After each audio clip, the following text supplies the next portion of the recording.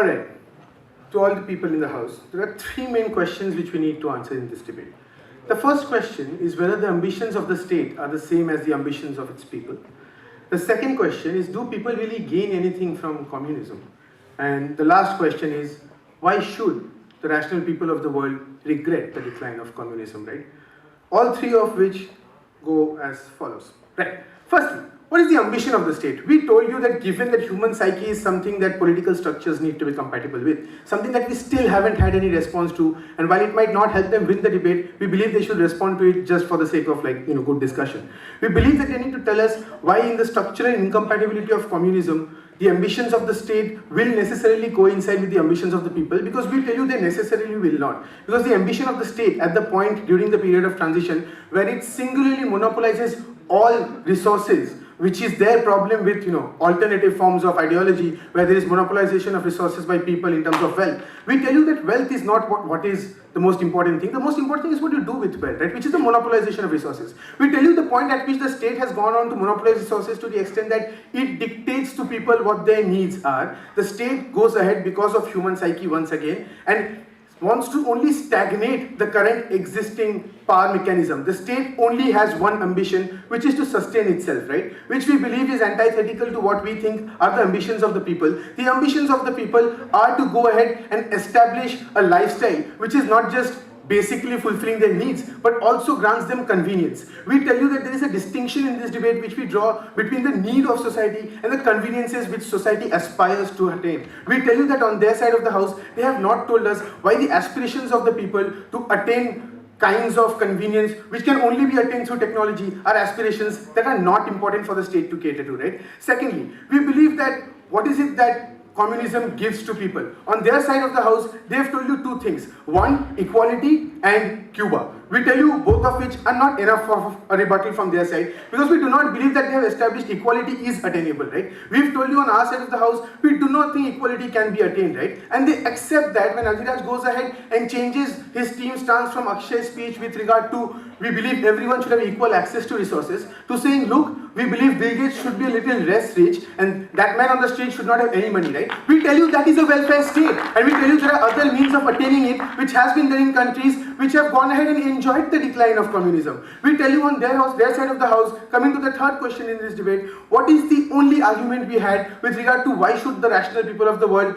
go ahead and regret communism, right? Regret the decline of communism. We tell you the only argument we've heard is Cuba, Cuba, and Cuba. We tell you if you're going to argue to us in this debate that communism works because it worked in Cuba, it's not good enough, because we can not only tell you what are the places it did not work in, more importantly, we can tell you how people are happier in places where it did not need to be implemented at all. So you cannot win this debate by simply arguing it works in Cuba, hence it is structurally compatible. We tell you that communism in Cuba has gone ahead and accepted norms of what we call today is the capitalist welfare state. It has accepted that welfare needs to be given to people and people need to have aspirations. However, we believe Cuba is also problematic because it has squashed the idea of individual ambitions to the extent that they now come and argue, look, there are patents here. We tell you simple response to that is that not only are there no patents in communism, but there are no medicines also. Because there is no incentive for these people to go ahead and get things made, right? In the absence of patents, they need to tell us why the state now also has the ambitions which people would have had to go ahead and innovate. We tell you that in the presence of communication and technology which gives people access to information, if your state now monopolizes resources,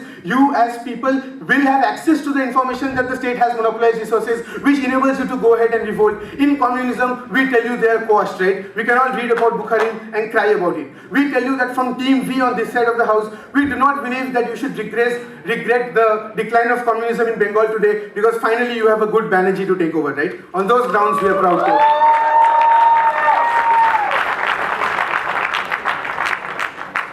Thank the gentleman for his speech. Invite the last speaker in the House today, the Gov Reply Speaker.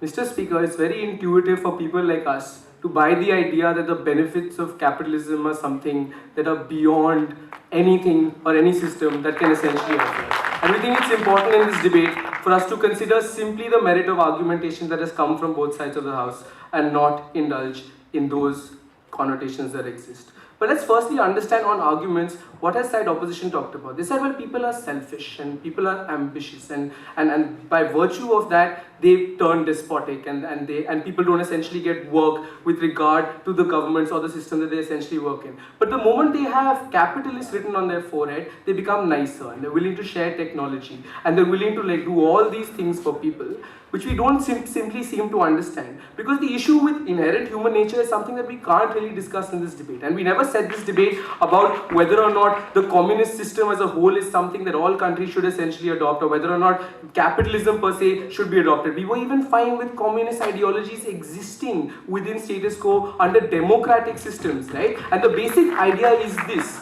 that by virtue of the inherent inequality that capitalism espouses, it doesn't allow the narrative that communism has to offer. It doesn't allow the discourse that communism has to essentially offer. And we stand clearly regretting this because we think that capitalists have gone out of hands by simply the inherent system encouraging the same. So what did we tell you during the course of this debate, right? They came up here and told us that, well, states turn despotic and we don't see an incentive for them to provide to the people. We think that revolution per se in itself is the best form of disincentive to keep this system in check. And we think that revolution would occur on a larger scale when a large number of people are being denied. But will revolution occur in a circumstance of capitalism, or will someone go ahead and perpetuate the change when the majority of the population doesn't have the agency to do so? And that's exactly what this debate is about. Whether or not individuals can be denied absolute opportunity on arbitrary standards simply by virtue of the fact that other individuals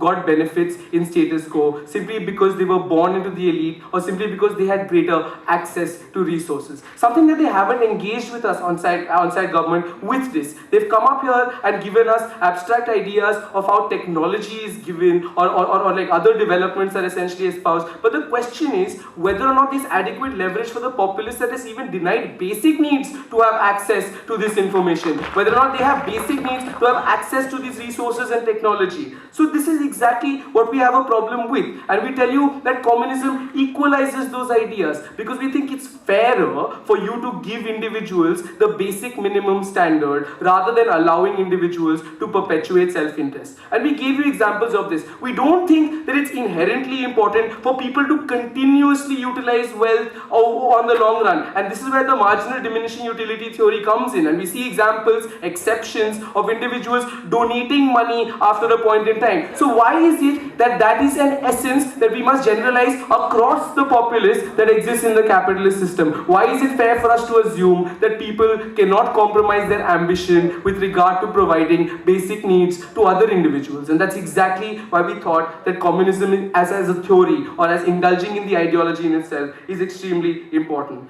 Finally, on ideas of medicine and technology, and we think this is extremely problematic because what they assume is A, and they never engaged or gave us any form of argumentation on why is it that simply by virtue of ambition and self-interest being resting on the capitalist side, that this would amount to technology, information, medicine being provided to individuals who essentially require it. There was absolutely no analysis on why is it that this system exists. And we told you on this side of the house that by virtue of perpetuation of wealth, by virtue of people essentially being able to leverage unnecessary power on other nations, using that wealth to intervene, using that wealth to change governments and influencing the moral standards that need to be set up there, that these benefits or these resources will never essentially be provided. We're very happy to do so.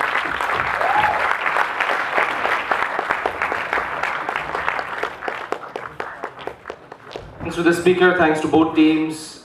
Requesting the crowd for a large round of applause for the two teams for a fantastic debate.